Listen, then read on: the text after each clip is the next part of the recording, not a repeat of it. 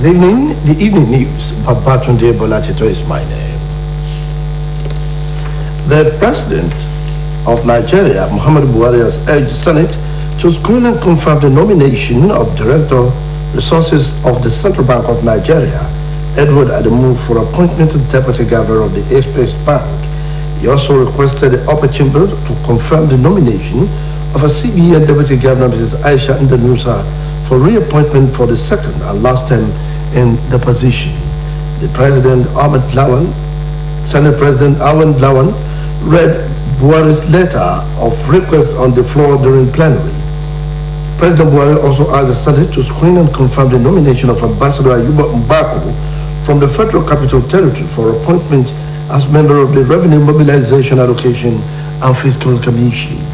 Besides, the President also transmitted the 2023 statutory budget proposal of the Federal Capital Territory to the Senate for consideration and approval, pursuant to Section 121 of the Constitution of the Federal Republic of Nigeria.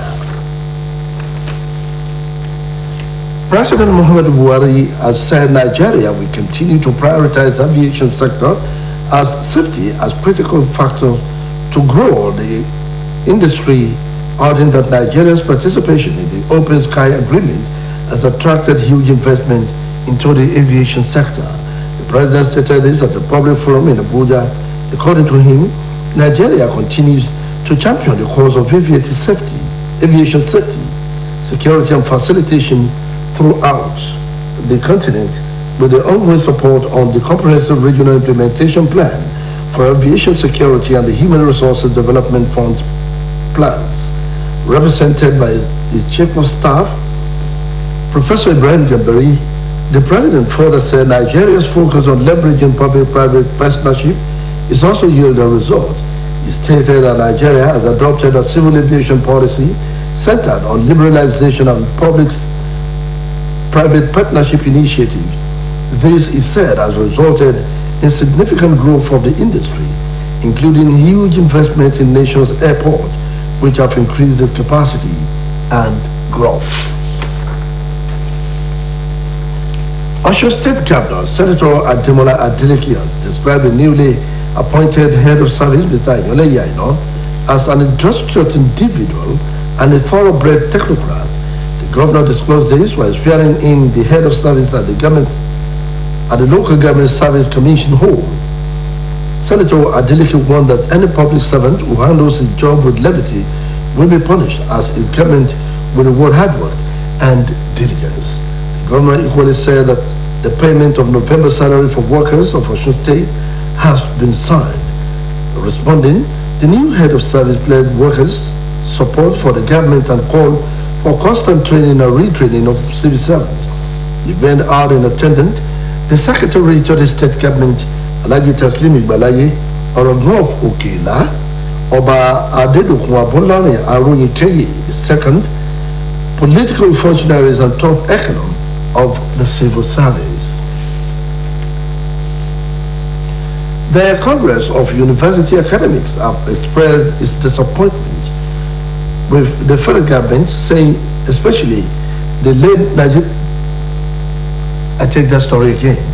The Congress of University Academics has expressed its disappointment with the federal government, especially the Ministry of Labor and Employment, over the non-payment of its members' preferred salaries, even when the government knew that the union did not call for strike action and its members were not involved in the strike action that lasted for 8 months and which shut down the university system nationwide.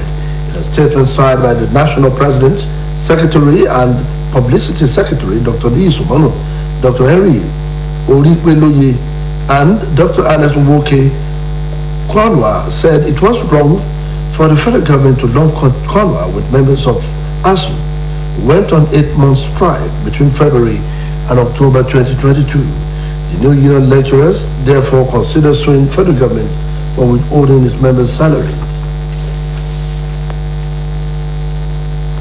More federal rules are to be fixed with 130 billion naira raised from Sukuk insurance by the federal government. The Debt Management Office, DMO, said, which oversees government debt issuance and management, said The funds were raised to further expand its nationwide road infrastructural project.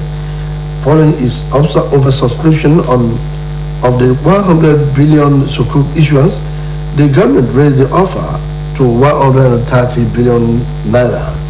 The DMO stated that the net proceeds of the 2022 foreign Sukuk, like the previous issuances, will be used solely for the construction and rehabilitation of key road projects through the Federal Ministry of Works and Housing and Federal Capital Territory Administration. Reports say since introduction in 2017, the government has used proceeds from Sukuk insurance to fund the construction of not less than 71 roads and 6 bridges measuring 1.881 kilometers all over the country. The Independent National Electoral Commission (INEC) has said that it is practically impossible to conduct elections and electoral activities successfully in an atmosphere of violence. It said electoral commissions in West Africa and beyond has expressed concern about the impact of prevailing insecurity in the conduct of elections, banditry and other forms of armed conflict. Consequently, the commission said a 9-nation conference of electoral commissions and election experts is holding it this week in Ouagadougou, involving the host Burkina Faso as well as Benin Republic, Mali, Nigeria, Senegal and Togo from West Africa, and the Central African Republic and Democratic Republic of Congo from Central Africa. INEC Chairman Professor Mahmoud Yakubu said this at a meeting with United Nations Office for West Africa and the Sahel held in Abuja. He stressed that the Commission appreciates UNOS work in the areas of preventive diplomacy, political mediation and facilitation in the West Africa and the Sahel. Osho State Presidential Campaign Council for the presidential candidate of the People's Democratic Party, Alhaji Atiku Abubakar, has commenced a 2-day campaign tour of Osho State with the state chapter of the party in the marathon mobilization for the visitation. A release by the spokesperson of the state governor, Malam Olawale Rashid, stated that the presidential candidate will pay costly call on His Imperial Majesty, the Ooni of Ife, Oba Enito Ogunwusi, the Owa Obokun of Ijesha-Land, Oba Adekunle Aromalana, and the Ataoja of Osogbo, Oba Jimoh Oyetunji. They will round up the day with a closed-door meeting with stakeholders and leaders of the party. According to the chairman of Atiku Okowa Presidential Campaign Council for Osho State, Honorable Sunday BC, the state is set to hold the former vice president of Nigeria. The chairman added that the PDP in Osho State has shown in the victory of Governor Adeleke, claiming that Atiku Abubakar will win Osho by more than 60% across the local governments in the state. The state caretaker chairman of the party, Dr. Adekunle Akindele, corroborated the position of Honorable BC, declaring that Osho people are set to vote for the PDP and its candidates. Legendary German striker Oliver Bierhoff has signed as his country's sporting director with immediate effect. Bierhoff was the director of Germany's national teams and academy, but has stepped down from all roles following a hugely disappointing World Cup campaign in Qatar. Oliver Bierhoff, the 4-time world champions, were teamed for a strong showing in Qatar, but were eliminated from the group stage after amassing just 4 points from their matches against Japan, Spain, and Costa Rica, crashing out on goal difference. Given that Germany was considered as the dark horses for the competition, elimination at the first order was seen as a significant failure, particularly after being knocked out at the same stage at Russia 2018. Violent protests have broken out in Greece's second largest city over the police shooting of a Roma boy after he allegedly filled his vehicle at a petrol station and drove off without paying.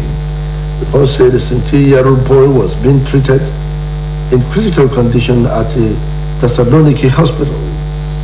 Police in the northern city said the officer who allegedly shot him in the head, was arrested and suspended from duty. The Green Police Department added that the youth had tried to ram officers in pursuit of motorcycles in his attempt to evade arrest. About 1,500 people took part in the protest march organized by Let's Win, an anarchist group in central Thessaloniki. That's the evening news on Osbc TV. Please join us at 7 for the major reports. Good evening.